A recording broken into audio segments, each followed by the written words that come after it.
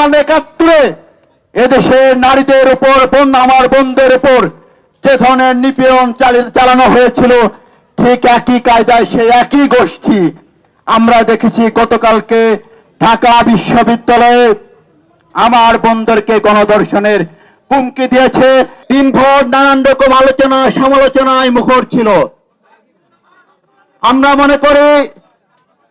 বিগত 1.5 দশকের নিপীড়নমূলক রাজনীতির অবসান ঘটিয়ে 5 আগস্ট পরবর্তী সময়ে মুক্ত মত প্রকাশের, স্বাধীন চিন্তা প্রকাশের যে রাজনৈতিক অধিকারের সূচনা ঘটেছিল, আমরা দেখতে পেরেছি 5 আগস্ট পরবর্তী সময় থেকে একদল চক্রান্তকারী দেশ বিরোধী শক্তি, স্বাধীনতা সার্বভৌমত্বে অবিশ্বাসী একটি শক্তি, যারা 5 আগস্টের পরবর্তী সময়ে সহনশীল রাজনীতির বিপরীতে সারা দেশের শিক্ষা প্রতিষ্ঠানগুলোতে, সামাজিক যোগাযোগ মাধ্যমে হয়রানির মাধ্যমে একটি নিপীড়নমূলক একটি অস্থিতিশীল ক্যাম্পাসের চক্রান্ত চালিয়ে যাচ্ছে। তারই অংশ হিসাবে বাংলাদেশের গণতন্ত্রের সূতিকাগার, মত প্রকাশ, স্বাধীন চিন্তা প্রকাশের তীর্থভূমি এই ঢাকা বিশ্ববিদ্যালয়ের একজন নারী শিক্ষার্থীকে তার মত প্রকাশের কারণে প্রকাশ্যে দিবালোকে সামাজিক যোগাযোগ মাধ্যমে গণধর্ষণের হুমকি প্রদান করেছে।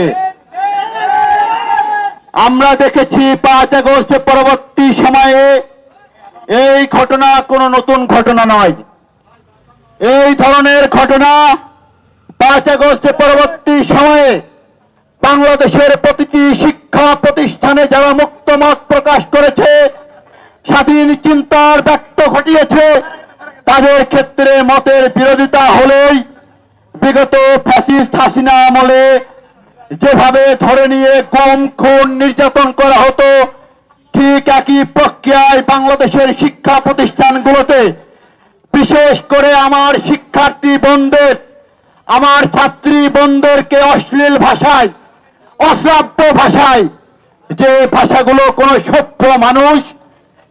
সভ্য জায়গাতে প্রকাশ করতে পারে না, যে ভাষাকে আমরা মনে করি আদিম ভাষা, জন্তু জানোয়ারের ভাষা, সেই ভাষায় আমার বোনদেরকে বিভিন্নভাবে গালি দেওয়া হচ্ছে। এবং সেই বর্বর সামাজিক আমলে যেভাবে নারীদেরকে গণধর্ষণের হুমকি দেওয়া হতো, মহান একাত্তরে এদেশের নারীদের উপর, আমার বোনদের উপর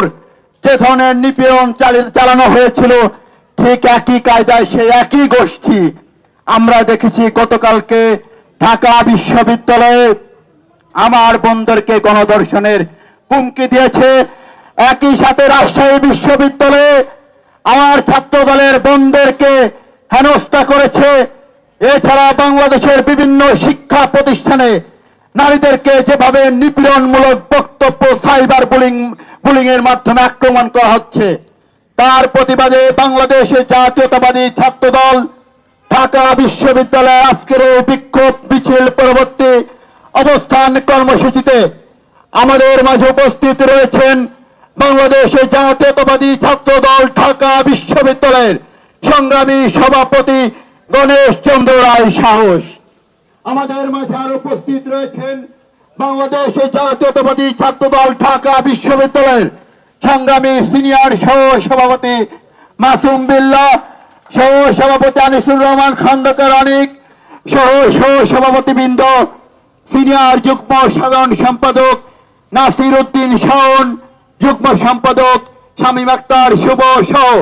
ঢাকা বিশ্ববিদ্যালয়ের যুগ্ম সাধারণ সম্পাদক বৃন্দ সহ সাধারণ সম্পাদক বৃন্দ, উপস্থিত সাংগঠনিক সম্পাদক নোয়ালম ভুইয়া ইমন সহ ঢাকা বিশ্ববিদ্যালয়ের সহ সাংগঠনিক সম্পাদক বৃন্দ, সদস্যবৃন্দ সহ হল পর্যায়ের নেতৃবৃন্দ।